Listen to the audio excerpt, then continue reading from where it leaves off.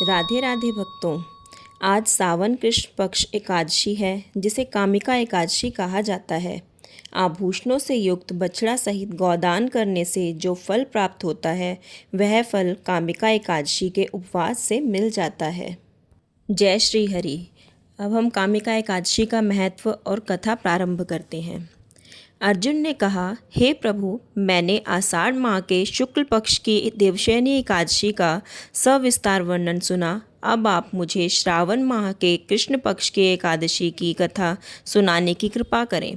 इस एकादशी का नाम क्या है, इसकी विधि क्या है, इसमें किस देवता का पूजन होता है, इसका उपवास करने से मनुष्य को किस फल की प्राप्ति होती है।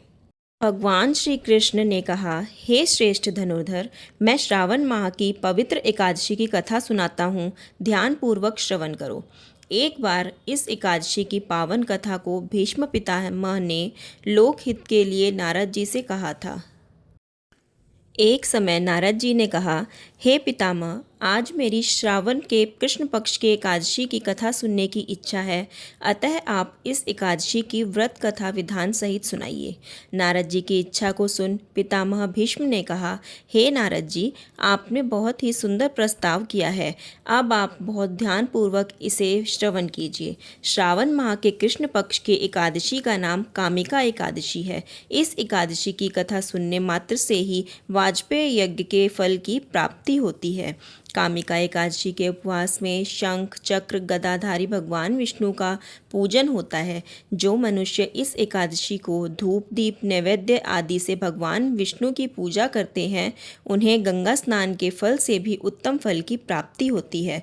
सूर्य ग्रहण और चंद्र ग्रहण में केदार और कुरुक्षेत्र में स्नान करने से जिस पुण्य की प्राप्ति होती है, वह पुण्य कामिका एकादशी के दिन भगवान विष्णु की भक्ति पूर्वक पूजा करने से प्राप्त हो जाती है।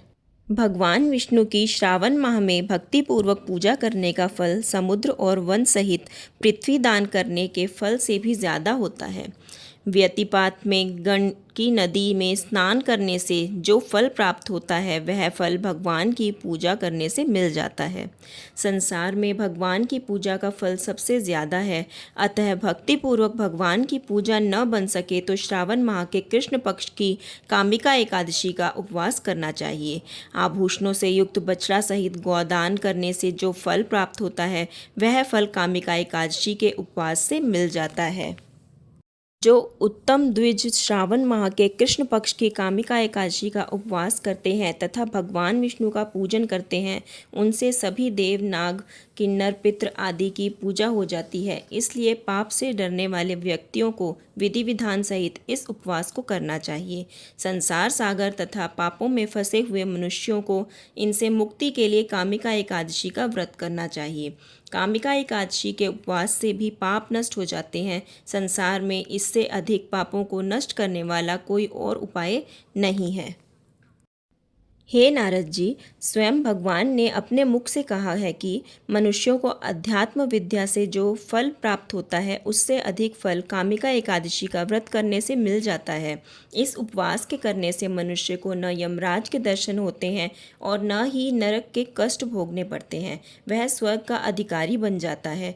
जो मनुष्य इस दिन तुलसी दल से भक्तिपूर्वक भगवान विष्णु का पूजन करते हैं, वे इस संसार सागर में रहते हुए भी इस प्रकार अलग रहते हैं, जिस प्रकार कमल पुष्प जल में रहता हुआ भी जल से अलग रहता है। तुलसी दल से भगवान श्री हरि का पूजन करने का फल एक बार स्वर्ण और 4 बार चांदी के दान के फल के बराबर है। भगवान विष्णु रत्न मोती मणि आदि आभूषणों की अपेक्षा तुलसी दल से अधिक प्रसन्न होते हैं। जो मनुष्य प्रभु का तुलसी दल से पूजन करते हैं, उनके सभी पाप नष्ट हो जाते हैं। हे नारद जी, मैं भगवान की अति प्रिय श्री तुलसी जी को प्रणाम करता हूँ। तुलसी जी के दर्शन मात्र से मनुष्य के सभी पाप नष्ट हो जाते हैं और शरीर के स्पर्श मात्र से मनुष्य पवित्र हो जाता है। तुलसी जी को जल से स्नान कराने से मनुष्य की सभी यम यातनाएं नष्ट हो जाती हैं। जो मनुष्य तुलसी जी को भक्तिपूर्वक भगवान के श्री चरण कमलों में अर्पित करता है उसे मुक्ति मिलती है। इस कामिका एकादशी की रात्रि को जो मनुष्य जागरण करते हैं और दीपदान करते हैं उनके पुण्यों को लिखने में चित्रगुप्त भी असमर्थ हैं। एकादशी के दिन जो मनुष्य भगवान के सामने दीपक जलाते हैं उनके पितर स्वर्गलोक में अमृत का पान करते हैं। भगवान के सामने जो मनुष्य घी या तिल के तेल का दीपक जलाते हैं उनको सूर्यलोक में भी सहस्त्रों दीपकों का प्रकाश मिलता है। कामिका एकादशी व्रत कथा। एक गांव में एक वीर क्षत्रिय रहता था। एक दिन किसी कारणवश उसकी ब्राह्मण से हाथापाई हो गई और ब्राह्मण की मृत्यु हो गई। अपने हाथों मारे गए ब्राह्मण की क्रिया उस क्षत्रिय ने करनी चाहिए, परंतु पंडितों ने उसे क्रिया में शामिल होने से मना कर दिया। ब्राह्मणों ने बताया कि तुम पर ब्रह्म हत्या का दोष है, पहले प्रायश्चित कर इस पाप से मुक्त हो, तब हम तुम्हारे घर भोजन करेंगे। इस पर क्षत्रिय ने पूछा कि इस पाप से मुक्त होने के क्या उपाय हैं। तब ब्राह्मणों ने बताया कि श्रावण माह के कृष्ण पक्ष की एकादशी को भक्तिभाव से भगवान श्रीधर का व्रत और पूजन कर ब्राह्मणों को भोजन करा के सदश्रीना के साथ आशीर्वाद प्राप्त करने से इस पाप से मुक्ति मिलेगी। पंडितों के बताए हुए तरीके पर व्रत कराने वाली रात में भगवान श्रीधर ने क्षत्रिय को दर्शन देकर कहा कि तुम्हें ब्रह्म हत्या के पाप से मुक्ति मिल गई है। इस व्रत के करने से ब्रह्म हत्या आदि के सभी पाप नष्ट हो जाते हैं और इस लोक में सुख भोग कर प्राणी अंत में विष्णु लोक को जाते हैं। इस कामिका एकादशी के महात्म्य के श्रवण व पठन से मनुष्य स्वर्गलोक में जाता है। बोलो श्री कृष्ण भगवान की जय।